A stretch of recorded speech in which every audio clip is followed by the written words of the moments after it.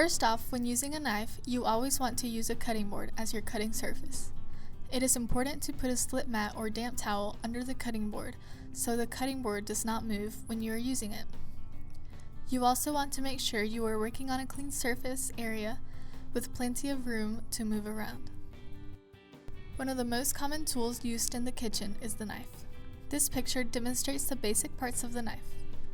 Here are 3 main knives we will be discussing today. The first is a paring knife. It is a small knife used for exact cuts or peeling small fruits and vegetables.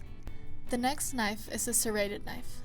This knife has a tooth-like edge that's used when cutting foods that are hard on the outside but soft on the inside. It's used to cut things like crusty bread or squishy tomatoes. And lastly, we have a chef's knife, which is a multi-purpose knife that is used for many tasks.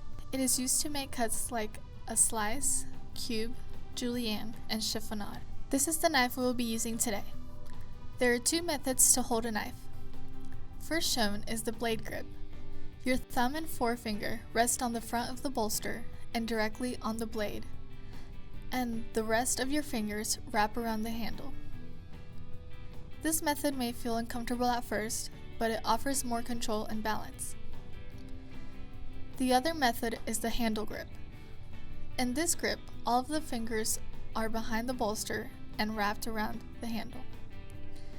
Next, we will demonstrate how to properly sharpen a knife. It is important to always use a sharp knife because a dull knife is more dangerous.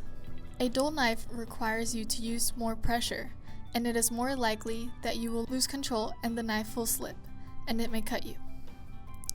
To sharpen the knife with a hand sharpener, slowly pull the knife down through it. You always want to sharpen a knife from heel to tip. After you sharpen the knife, you will hone it with the honing steel. The steel does not sharpen the knife. It is used after the knife is sharpened to align the edge of the knife and to remove any metal shards. When you are cutting an ingredient for your recipe, it is important to have enough working space around you. Never talk with a knife. Focus on the task you are doing, and when you are finished, place the knife next to the cutting board with the edge facing inwards towards the cutting board.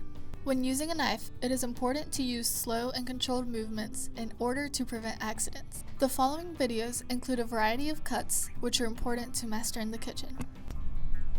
When you are getting ready to start cutting, you want to prepare your workstation.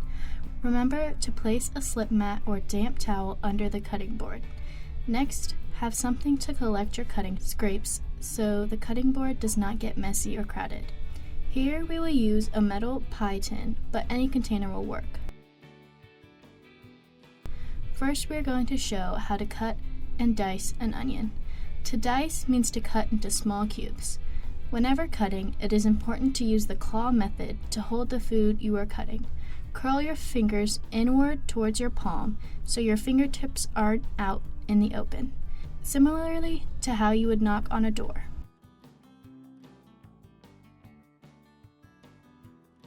The easiest way to dice an onion is to first cut the onion in half, slicing downwards through the root.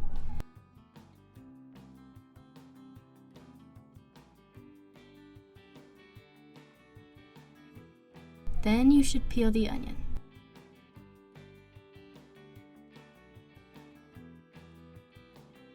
Next, cut 5 slices vertically or up and down on the onion up to the top by the root, but do not go all the way through.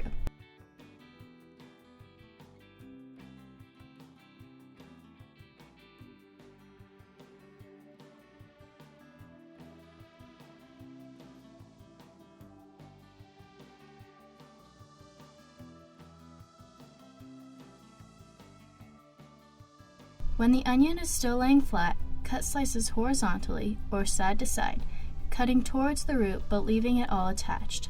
Finally, you will cut downward to produce nice dice cuts.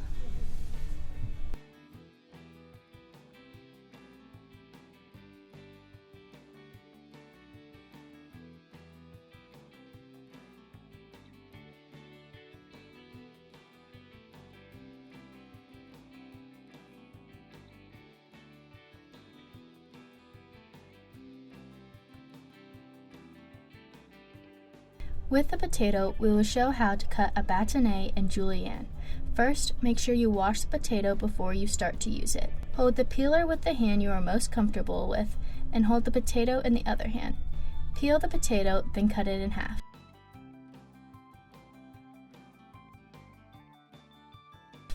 Then cut the potato in half again. Cut a thin slice of potato.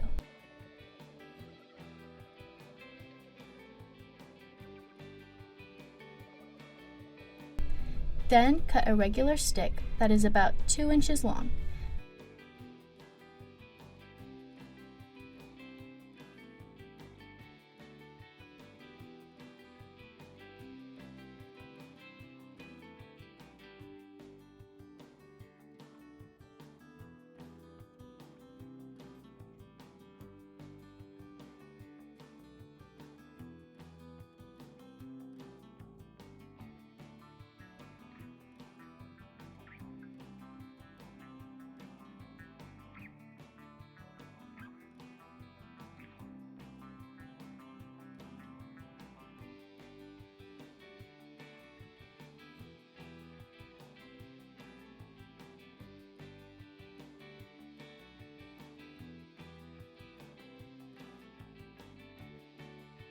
To make a julienne, cut a bâtonnet in half lengthwise and in half again, and then you have a julienne.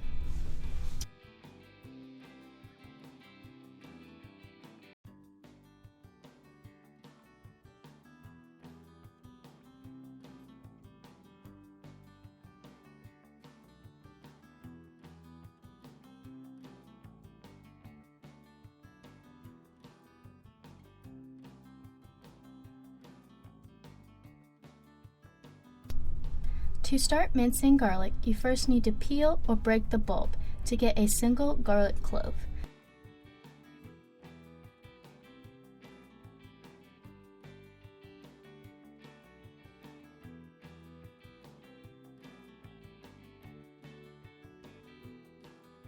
After the garlic clove is peeled, then you can start cutting it over and over again until you get very small pieces. Mincing garlic will take a lot of chopping until you get the very small pieces.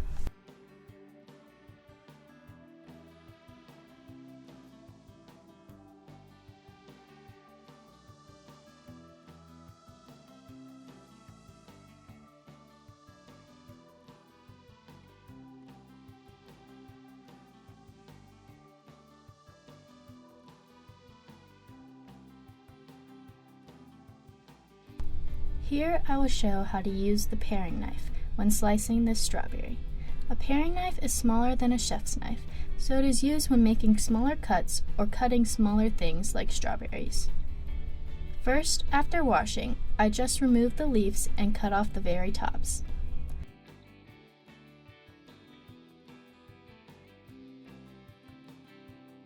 Then I just cut thin slices using the paring knife. You can make a variety of cuts with this knife.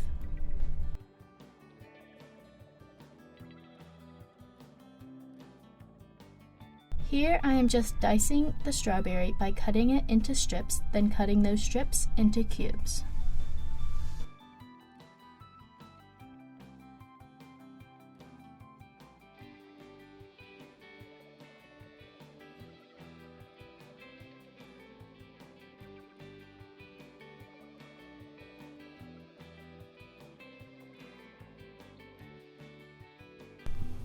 It is important to never leave the knife unattended.